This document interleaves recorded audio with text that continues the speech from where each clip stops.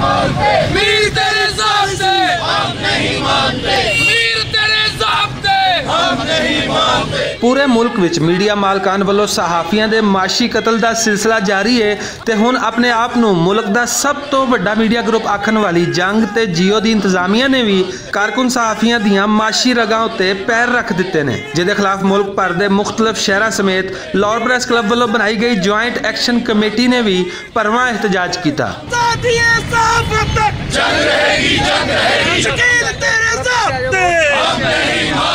सहाफ़ी तंजीमां दे रहनुमावां ते सहाफ़ी कारकुनां ने लाहौर प्रेस क्लब तो लैके जियो ते जंग ग्रुप दे दफ्तर तक मार्च करदियां होया जियो ते जंग ग्रुप दी इंतजामिया ते हुकूमत दे खिलाफ शदीद नारेबाजी की। इस मौके ते सीनियर सहाफ़ियां दा आखना सी कि पाकिस्तान दी तारीख दे बुरे तरीन मुआशी बहरान दे शिकार सहाफ़ी कारकुनां लई हर गुजरदे दिन दे नाल जिंदगी तंग की जा रही है ते इस जुल्म विच मीडिया मालकान दे नाल नाल हुकूमत भी शामिल है। जिन्ने लोग कड्ढे गए ने या कड्ढे जा रहे हैं ये पूरी पाकिस्तानी तारीख च नहीं होया। कुछ 35-40% लोग कटते गए ने या कड्ढे जा रहे हैं तो उसके खिलाफ तो वैसे ही जुड़ा ना एक बहुत बड़ा मैस एजिटेशन हो सकता है, लेकिन सानू अज भी अच्छी गल है कि लोग इकट्ठे होए ने कुछ प्रोटेस्ट करने लई जिहड़े कि जंग ग्रुप तो लोग कड्ढे गए ने तो बगैर यूनिटी दे नहीं हो सकता। बिल्ली थैले चों बाहर आ गई है। हुण किसी मीडिया ऑनर का इशू नहीं है और ना ही है जंग ग्रुप की गल है। और जंग ग्रुप तो बाद तो हुण बिल्कुल किसी तरह का आवाम रहा ही नहीं है कि इस मुल्क के सहाफत जिहड़ी है और सहाफ़ी जिहड़ा है उन्होंने बिल्कुल दफन करन दा एक प्लान बन चुके है। और मैं समझना कि इहदे विच बिल्कुल जिहड़ा तब्दीली खान है इमरान खान वो जिम्मेदार है। ਵੱਡੇ ਅਦਾਰਿਆਂ ਦਾ ਜਿਹੜਾ ਪਿਛਲੇ ਸਿਰਫ 5 ਸਾਲ ਦਾ ਹੀ ਆਡਿਟ ਕਰਵਾਇਆ ਜਾਏ ਤਾਂ ਪਤਾ ਚੱਲੇਗਾ ਕਿ ਕਿਵੇਂ ਅਰਬਾਂ ਰੁਪਏ ਇਹਨਾਂ ਕਮਾਏ ਨੇ। ਅੱਜ ਵੀ ਇਹਨਾਂ ਦਾ ਮੁਨਾਫਾ ਖਤਮ ਨਹੀਂ ਹੋਇਆ, ਇਹਨਾਂ ਦੇ ਮੁਨਾਫੇ ਦੀ ਸ਼ਰ੍ਹਾ ਜ਼ਰੂਰ ਘਟੀ ਹੈ, ਮੁਨਾਫਾ ਖਤਮ ਨਹੀਂ ਹੋਇਆ। ਇਸ ਲਈ ਵਰਕਰਸ ਉੱਤੇ ਤਲਵਾਰ ਚਲਾ ਰਹੇ ਨੇ। ਔਰ ਬਦਕਿਸਮਤੀ ਹੈ ਕਿ ਹਕੂਮਤ ਇਹਨਾਂ ਨਾਲ ਜੁੜੀ ਹੋਈ ਹੈ, ਹਕੂਮਤ ਵੀ ਨਾਲ ਸ਼ਾਮਿਲ ਹੈ ਮਾਸ਼ੀ ਕਤਲੇਆਮ ਤੇ। ਮੈਂ ਸਮਝਦਾ ਕਿ ਇਹ ਬਹੁਤ ਵੱਡੀ ਸਾਜ਼ਿਸ਼ ਹੈ। ਇਸ ਸਾਜ਼ਿਸ਼ ਨੂੰ ਬੇਨਕਾਬ ਵੀ ਕਰਨਾ ਹੈ ਕਿ ਇਹਦੇ ਪਿੱਛੇ ਕੀ ਮੁਹਰਕਾਤ ਨੇ।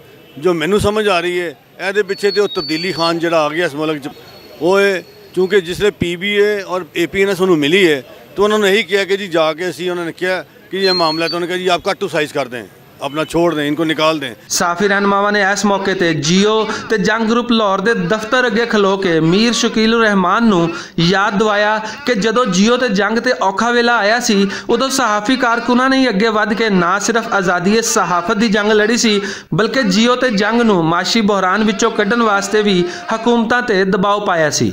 शाम है शकील रहमान पर जिसने इन्हीं कारकुनों को हमेशा अपना ईंधन बनाया, अपने अदारे खड़े करने से लेकर यहां तक लाने तक यही कारकुन थे जो इसका ईंधन बनते रहे। जब जब इस पर बुरा वक्त आया, हमारा प्रेस क्लब हो या हमारी तंजीमें हो, वो आगे बढ़ी और कंधे से कंधा मिलाकर इसके अदारों को बचाया।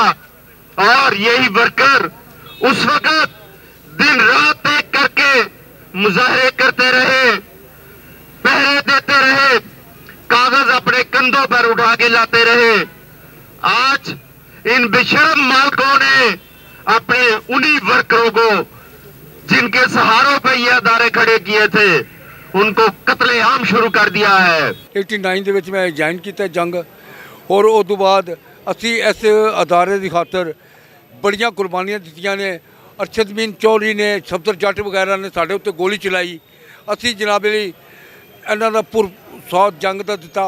उस तो बाद असी जनाब इन्हां दा अखबार नवाज शरीफ बंद करन लगा, असी एक सफ़े का अखबार कढ़िया।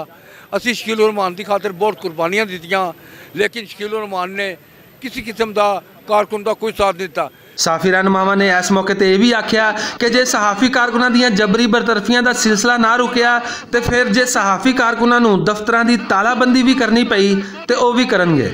हमने अगर जीतना है तो अभी अनाउंस करें कि सुबह यहाँ से अखबार को नहीं निकलने देंगे कि इस झूठे खान की हुकूमत के नीचे जो तमाम मालकान इकट्ठे हो चुके हैं, इनका मुकाबला इस तरह नहीं हो सकता।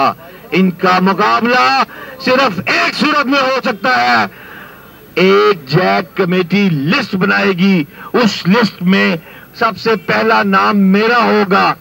एक्शन कमेटी वो एक्शन कमेटी है जिसने इस अखबार को निकलने से बंद करना है, वो एक्शन कमेटी जियो के अंदर जाएगी। सहाफी कारकुनां ने एहतजाज तो बाद जियो ते जंग ग्रुप अगे अलामती धरना भी दिता, जिसकी वजह तो काफ़ी देर तक ट्रैफिक भी जैम रही।